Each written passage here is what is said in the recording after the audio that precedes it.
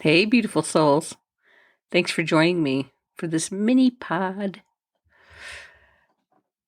I recently had a birthday, and as I've grown older, I'm reminded that there are those who weren't afforded the time to comb gray hair or have stiff joints. I do have these signs of age, and so I celebrate each birthday. Doesn't have to be in a huge way, but I do celebrate my birthday. My mom likes to tell me the story of my birth every year. My parents are really cute. They will call me on my birthday and sing happy birthday to me.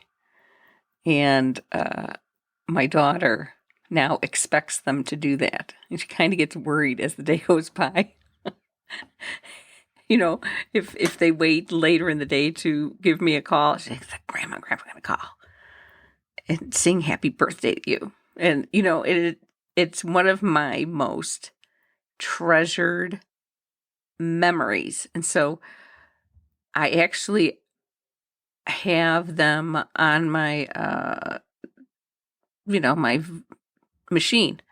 One year I was out and they called and I wasn't home and they sang to me and I still have it. So, so my mom likes to tell me the story of my birth every year. And so she was 8 months along and went for her exam. And when she was ready to leave, the doctor said, "See you next month." After I was born, he told her that he knew he would be seeing her the next day, but didn't want her to be nervous. So I was born 1 month early at Prentice Women's Hospital in downtown Chicago. And when my mother came to, he told her that they had a baby girl and that I weighed 3 pounds, 4 ounces. My mom said, hold on, wait, this is no time to joke. And just tell me the truth. And he repeated that, and she cried. And my father said, because he had seen me in the what they call now the NICU, and he said to her, "She's all skin and bones. Her chest looks like a barrel, but she sneezed and her whole body shook. And she was fine. If she can come through that, she will be all right." So my mother called her mother, and when told my weight, my Sicilian grandmother said, "That's not even a pot roast." And out came the rosary.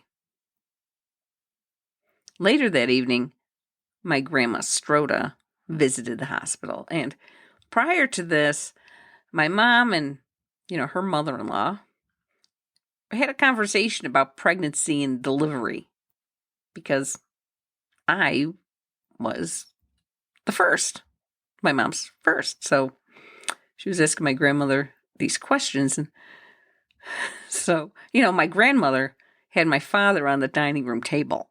So, there's all, they were having this conversation about having a baby. And so as my grandmother enters the room, my mom says, "You didn't say it would hurt that bad." And with a quick wink and a smile, my grandmother answered, "Welcome to the club, dear."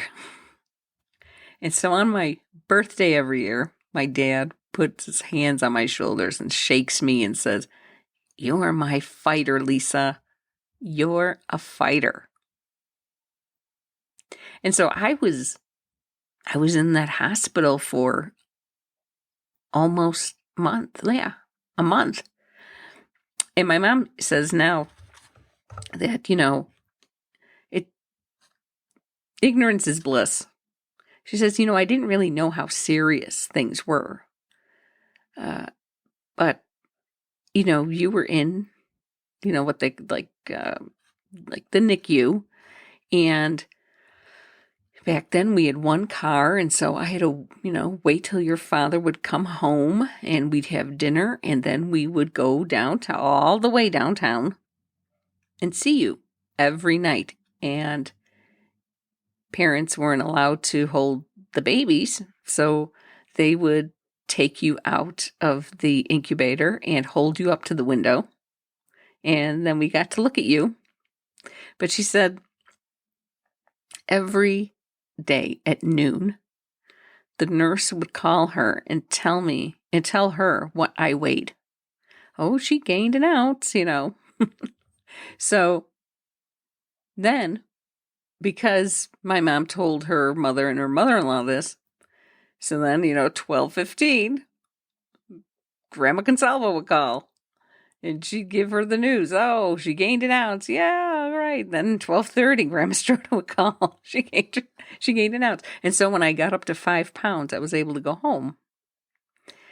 So the day my parents picked me up from the hospital happened to be the day that Martin Luther King Jr. was shot. And so my father, when he tells this story, he's told me many times, he was never more afraid in his life. He didn't think he was going to be able to get us home. First of all, back then they didn't have car seats or anything. So my mom is sitting, I don't know, she's sitting holding me. They're going down the Kennedy Expressway. And my dad said they had called out the National Guard. And so the National Guard was on each of the overpasses. And, with their guns, everything. And so he was afraid that he wasn't going to be able to get to the Northwest Side where they lived. So he said, it was one of the scariest times in my life because I didn't know if I could get you to home. So, and that's another story that he tells me that story every year. My mom tells me the one of my birth and how she thought my father was kidding when told my weight. So, yeah. And that's my birth story. So I just wanted to share that with you because it's just something that, even to, my mom has to tell me this every year. She tells, it's like she relives it, my birthday, that, this was just something traumatic. But she says, I didn't know better because, I never had a baby. So, I didn't know that, there were a lot of things that could have gone wrong being in the hospital, after, for a month and stuff. So I just wanted to share that with you. Have a great week and keep the faith. Thanks for listening to the Holistic Life Coach Podcast. Show notes can be found at theholisticlifecoachpodcast.com. Don't forget to rate, review, and subscribe to this podcast to be notified when the next episode drops. Until next time, beautiful souls.